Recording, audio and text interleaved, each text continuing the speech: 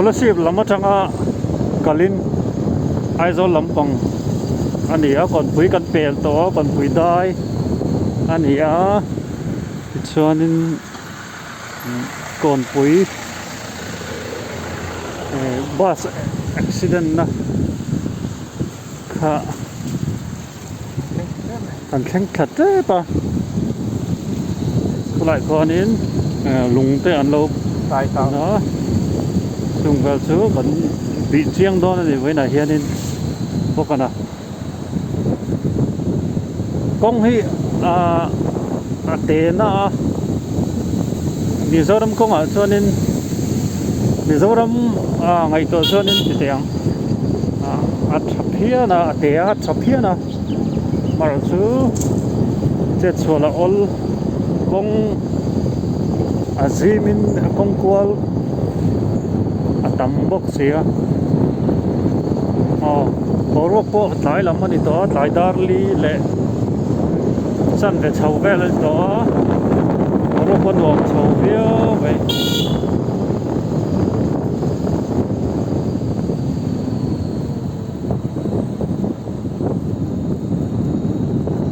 lai ve khuni ta ne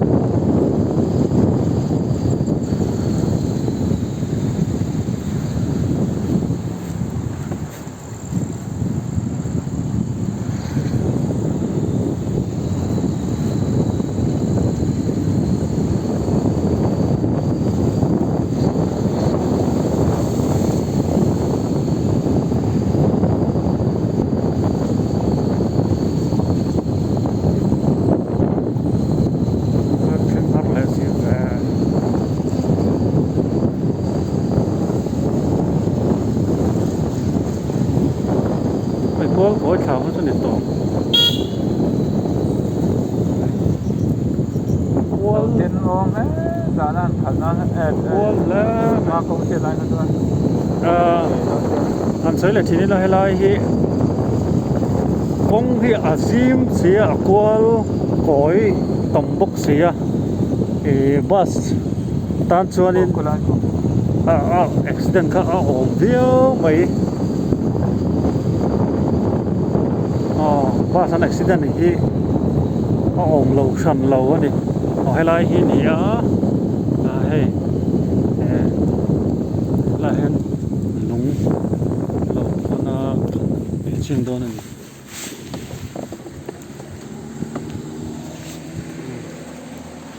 đây hi nè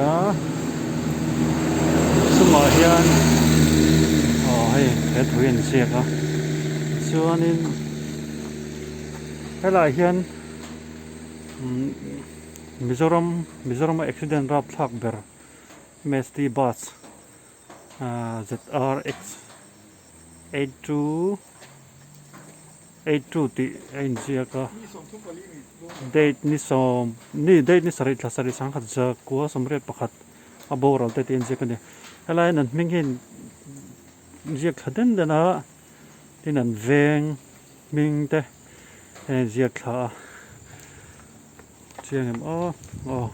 ti chuanin helai mi hi diklo then khat